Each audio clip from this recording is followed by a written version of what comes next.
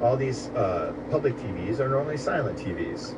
Auracast is going to change that. Auracast is going to help unmute our world and take all of these silent TVs and allow them to broadcast audio directly into our own personal hearing devices, whether they be headphones, earbuds, or hearing aids.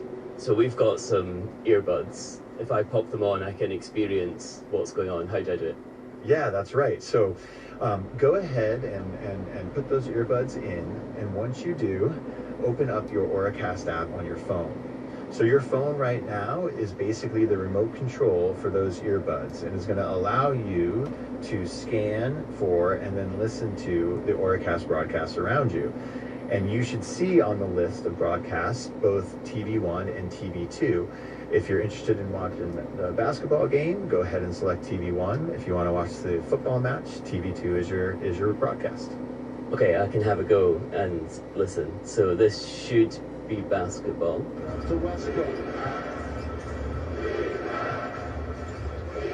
And then this should be football. Sterling. 2-2 to Manchester City and Aston Villa currently. So lots of people can connect into these, because people think with Bluetooth it's just a one-way street, right? Yeah, that's a really good point. So, Auracast allows for an audio transmitter to broadcast to an unlimited number of receivers. So you're not the only one who can tune into that TV. Anyone here at the bar can and is listening to that same football match. So that's the exciting piece here, is that it is allowing Bluetooth to become more social, right? It is no longer a personal audio experience, but can be a shared audio experience. I think it's time to catch our flight, so we better head towards the gate. How can we use Auracast there? Auracast is going to help us hear our best in all of the places that we go, including airport terminals like this. And what we mean by that is that soon, airport terminals, conference centers, cinemas, theaters, lecture halls, you name it, any public venue with a public address system is going to add Auracast to that public address system, so that instead of having to listen to the gate agent through the public address system, which can sometimes be hard and loud and noisy terminals, you will be able to actually receive that broadcast directly into your earbud. Attention all passengers of Flight 2024 to Dallas. The departure gate has been changed. The flight will now be departing from... We've all been in the airport where it's really crowded around the gate and you end up, 5 gates away from where you need to be. How close to the sensors do you need to be to pick up the sound? Yeah, so the exciting thing about the public transmitters that are being developed to help enable this particular experience is that they really are a next generation Bluetooth device. And by that I mean, when we're used to pairing our phone with our earbuds, say, or any device, that experience is designed as a small personal one. And it is meant to satisfy a very small coverage area. And it also has to satisfy a bidirectional, paired relationship where the transmitter, or I should say the source device, is sending information to the sync and the sync device is sending information back. Auracast eliminates much of that. Auracast is a one-way broadcast from transmitter to receiver.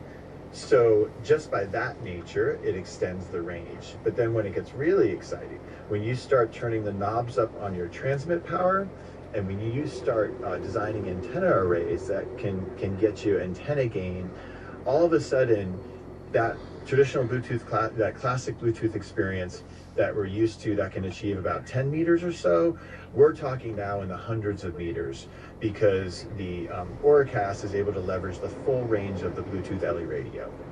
A lot of this requires the technology to actually be built into products. You guys just develop Bluetooth and Auracast. You don't actually develop the TVs and the phones and things. What sort of timeline are we on to actually seeing this available to people? Yeah, we are very excited to see end products, like you mentioned, those transmitters and receivers coming to market very quickly right now. So we think 2024 is going to be a really, really big year for Auracast, and we see momentum building throughout the year to the point where in the second half of the year, people will actually be able to experience Auracast in the real world. Boarding will begin. Well, I can hear my gate being called in my ears, so I better go and jump on my plane. Thank you very much for talking to Tech Life. Yeah, thanks so much for coming. We enjoyed having you. That was Tech Life's Alistair Keane speaking to Dave Hollander about Auracast.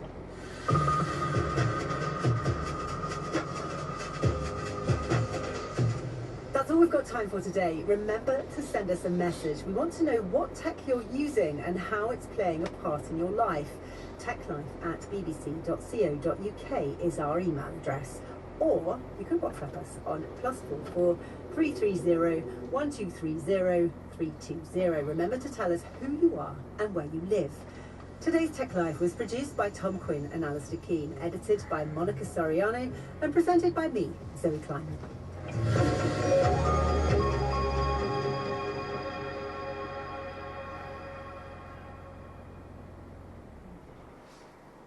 This is the BBC World Service, where Victoria Wanhunda is making an emotional return to the country of her birth. As a young girl, I fled the terror of the Rwandan genocide. 30 years on, I'm going back for the first time. I want to see how Rwanda has changed. Rwanda, 30 years on. Saturday at 12 GMT, or listen now wherever you get your BBC podcasts. In 50 minutes, witness history. I've been listening to the archives to bring you the story of how NATO, the North Atlantic Treaty Organisation, was formed 75 years ago to block Soviet expansion into Europe. Stay with us. iClick is next. This is the BBC World Service, the world's radio station.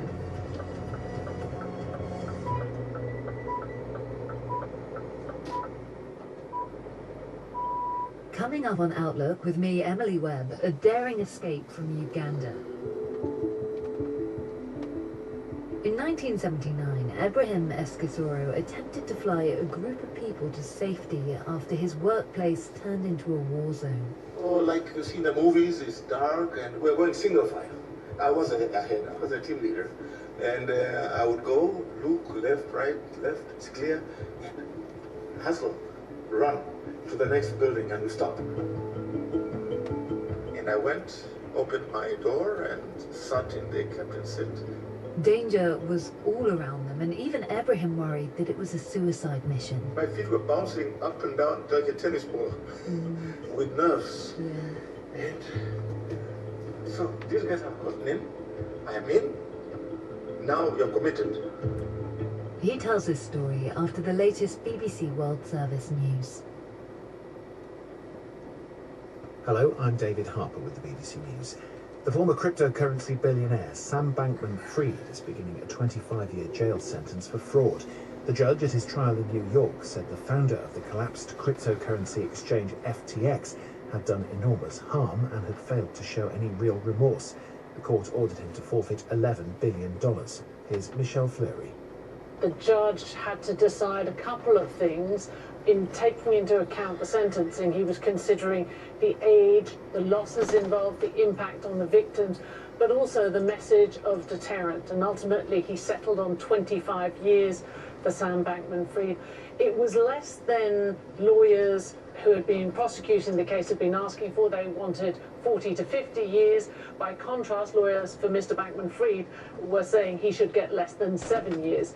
And Judge Lewis Kaplan decided that splitting the difference somewhere in the middle was the way to go. Reports from Syria say that at least 35 people, including some Hezbollah fighters, have been killed in an airstrike on the city of Aleppo. The Syrian Defense Ministry said Israel had carried out the attack. It said Aleppo had also come under fire from drones launched by what it called terrorist groups. 2 years of talks aimed at reaching a global agreement on how to prepare for and prevent future pandemics have failed to reach consensus after a supposedly final round of negotiations in Geneva. Paddy Maguire reports.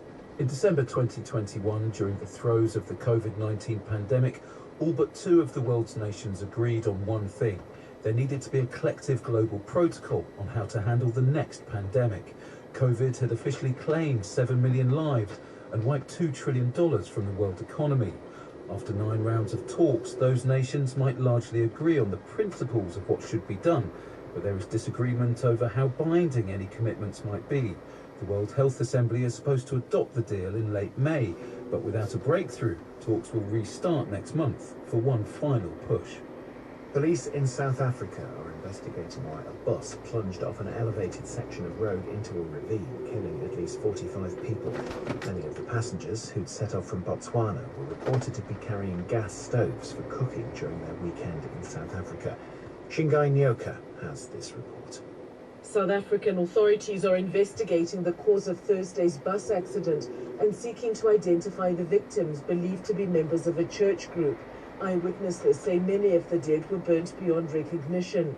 The only survivor, an 8-year-old, was taken to hospital. The South African government urged caution on the roads during one of the busiest times of the year. In Limpopo, thousands of members of the Zion Christian Church from across southern Africa are making their annual pilgrimage to the town of Maria to mark Easter. Shingai Nyoka reporting. You're listening to the latest world news from the BBC.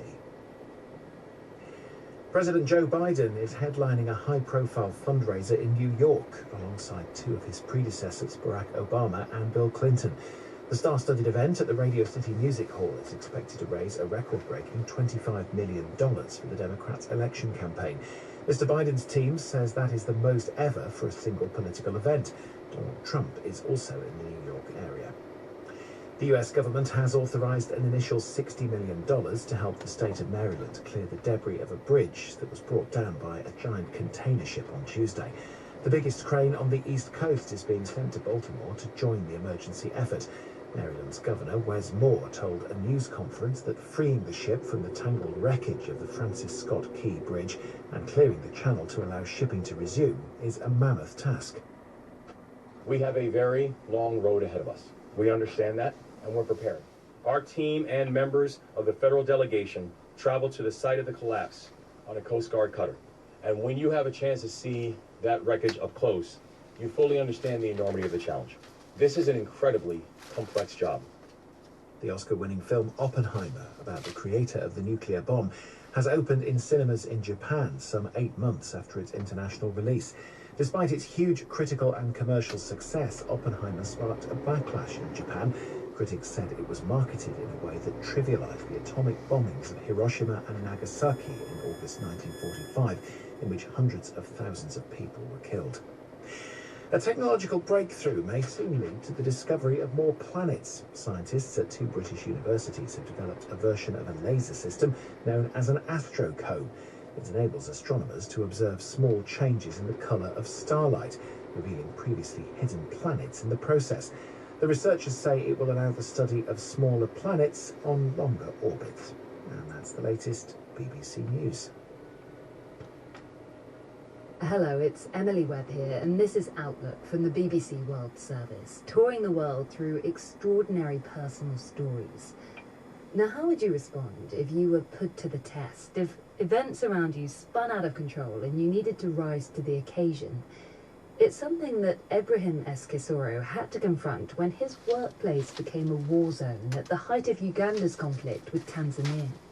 In many ways, Ebrahim's life has been defined by the changing fortunes of Uganda, his choice of career, even his name. Ebrahim was 6 years old when Uganda gained their independence from the UK. The year was 1962. I was small. I remember the night I think they were lowering the Union Jack, so I was little.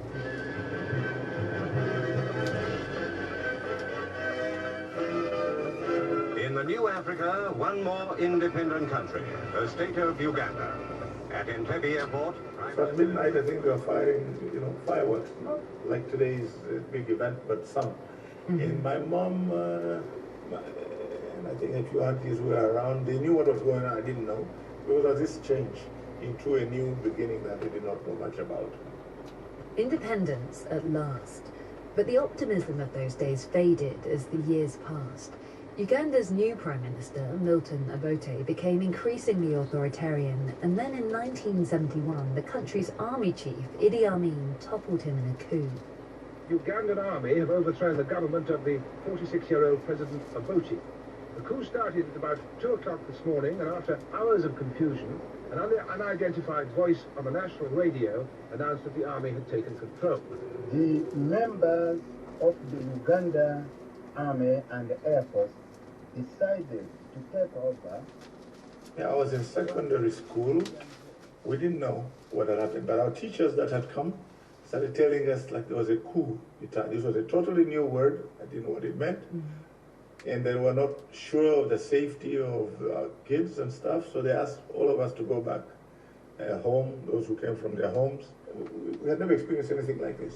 One afternoon, I think the very next day after the announcement, we saw a Land Rover come with some soldiers, knocked at his door. Guy comes out in his shorts and vest. They put him in the Land Rover, in the back of a Land Rover. He was an officer. In fact, he never was seen again. Now, there's something else you don't know about Ibrahim, something that would become important. Can you tell me about your grandfather who came to Uganda from India? So my grandfather was one such from India before it partitioned, between Pakistan and India. So these days, when they try to track and see where he came from the Pakistan side. He must have come as, like many other Indians who came into East Africa, build a railway which was connecting the port in Mombasa to the hinterland, that is Uganda. Ibrahim's grandfather wasn't unusual in this. An estimated 70,000 Asians were living in Uganda when Idi Amin came to power. Ibrahim even grew up with an Indian surname, Sadruddin. It's where the S initial in his full name comes from, although he has a mixed heritage and presents as Black Ugandan. But Idi Amin's rule started a sinister countdown for those who didn't look that way. They have been milking the economy of the country. Uganda will be independent after this, my decision. I want to see that the whole Kampala street is not full of Indians. It must be proper black, and administration in those shops is run by the Ugandans. What will happen to these people if they don't go by the time they I think they will be sitting like they are sitting on the fire. I will tell you this. You just wait after 3 months. What will you do to them? Okay, you will see. When you heard him make that statement, did you think about your own family? So when he said it, people thought he was joking. He had even Asian friends. Now we, the descendants, like if you see me, I'm dark-skinned. Many of my siblings, including my father, is dark-skinned. We come out in different shades. Some are darker, others are lighter, others are fairly light and long hair. Those who felt uncomfortable, many of them left. I've got a family that left for Canada, some in the UK, and wherever they went in Scandinavian countries, wherever they were accepted as refugees. So if you are dark-skinned, your name was not an issue, it was okay to kind of blend in. It's so interesting, isn't it, that it was kind of a lottery, depending on your skin colour in your family, that it became this lottery if you had what skin colour. So, and he said, you cannot hide because we can see you from your skin colour. Was there a conversation around that with your mother? Because obviously your surname was a South Asian surname. Was there a conversation that happened with your mother around whether to stay, whether to go? I think they had that conversation. I was small, but I think because we're fully integrated, a lot of my wider family is African. I mean, I speak my vernacular very well. That's all I knew. I don't know any of the foreign languages other than English, which I learned at school. So your immediate family decided to stay, but actually what is interesting is that you did have this South Asian surname, Sadruddin. And when you started to apply for high school, that actually became an issue. What happened? So I stayed. I do my O-levels. I passed quite well. People started getting their admissions to the higher school, A-levels, and I didn't get my admission. So a few weeks passed when schools had started. I decided to go to the Ministry of Education and to find out why I hadn't gotten a place. At that time, I didn't know why. Because I didn't know why. Because your grades had been good. My grades were good, yes, but that people had passed. The worst grades had gotten a placement into the high school. So I went to the ministry in the capital, and I presented myself. They said, are you Sadruddin? I said, yes. Why? I said, that's my name, Ibrahim Sadruddin.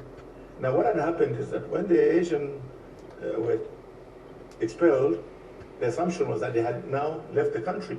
So that they thought that I was one of those people, based on the name, that I would have, by that time, left the country. But there I was. So the guy advised me, I think if you're going to be around here, you better change your name, because this name is going to cause you problems all throughout your career, even when you get a job, because you'll be treated as a second-class citizen. You better get an African name. So I chose Kisoro, which I use today, was chosen by myself at that time. And why did you choose Kisoro? Kisoro, yes. My mom had a little shop, and there was this guy who used to help. A helper carrying bags of sugar or salt in the retail shop that my mother operated.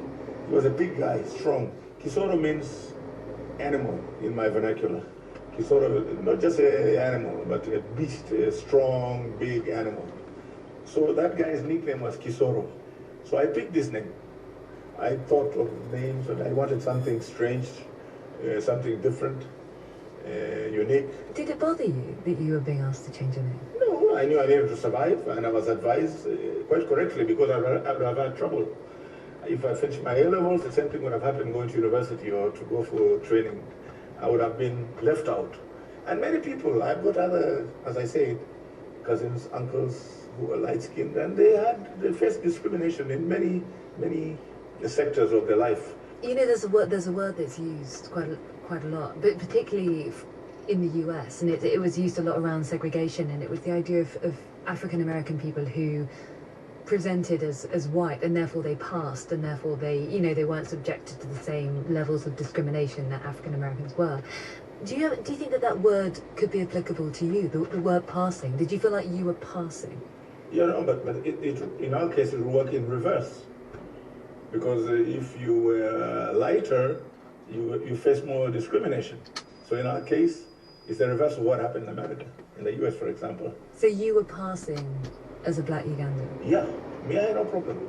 Now I had the name, I had the looks, I had no problem. And that's exactly what happened. I continued with school, I was accessing all the free facilities as any other Ugandan. Had I kept Sadru then, it would not have turned out the same way.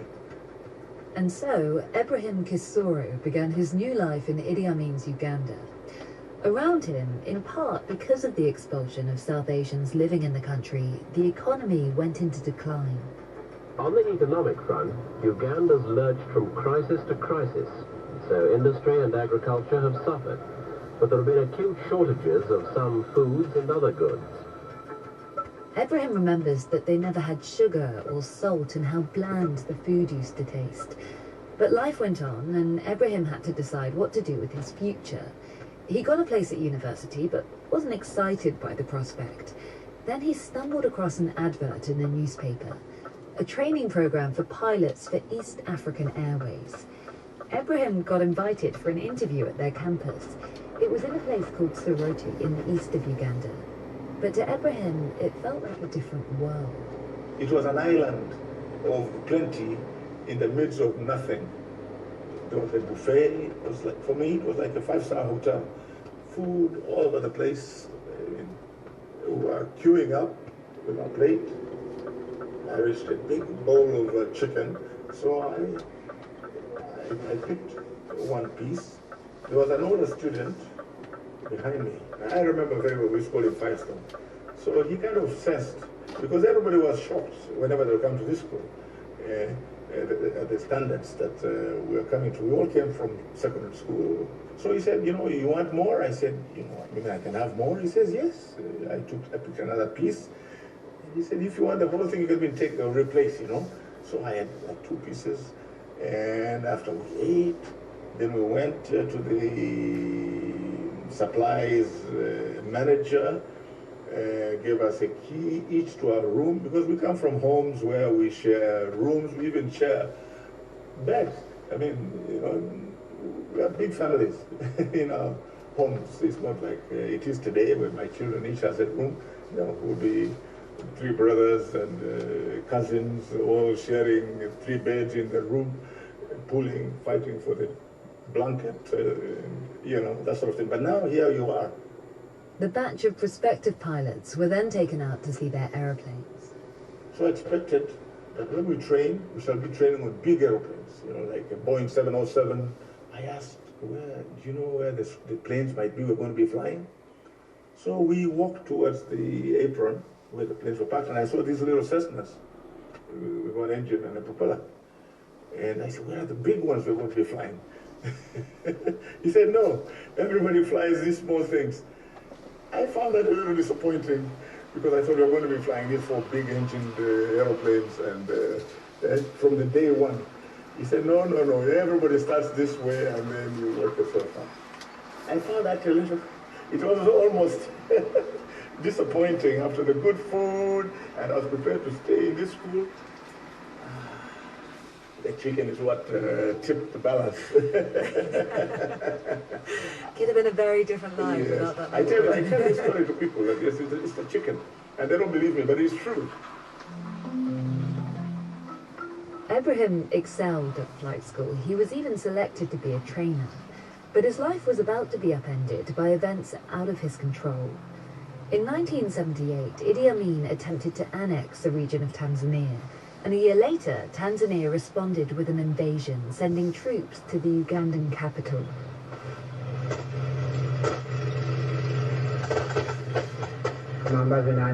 As most of you are aware, our troops that were fighting with Amin's troops have already entered Kampala. Ebrahim was still based at Soroti, east of Kampala, when the Tanzanian military reached the capital city and ousted Idi Amin. But the fighting didn't stop there. When Idi Amin and his soldiers retreated from Kampala, they headed to Soroti. It was becoming very dangerous because these retreating forces would pass, loot. They're desperate. They know their power is lost by the time they're reaching our areas there, because the government's already fallen. They don't have a leader. What made Soroti and our school area more dangerous was that we had these big bowsers of fuel, which is for the aircraft. And these were discovered that they could come there and refuel their cars, or the cars that looted, and they drive on. We listen to the radio in Kampala, the capital. People are celebrating, jubilating, after Uganda is liberated, but we are under siege still. Having all of these retreating soldiers coming through and the dangerous environment, can you tell me about some of the things that you saw in those days? They were wild and shooting in the air. But of course, you have to be careful. You don't just walk around because you can get in trouble if you bump into them soldiers. They will shoot you. And indeed, there were corpses. Some people have been shot and killed. Yes. So is that something that you would see as you walk down the street? You'd see yes, corpses? Not many numbers because everybody's trying to be careful, staying. But if you happen to be in the wrong place at the wrong time, yes, there were corpses. Yes, people that have been killed. And things have become really dangerous. One morning when I woke up and I met my other colleagues, they said, the night before, all those pilots got into one of the aircraft, a King Air, and flew away out of Soroti. They escaped from there. Was there a moment that you realized you would have to get out yourself? Yeah. When this one student tells us that the administrative officer, it was called Monday, he calls us, he needed to talk to us.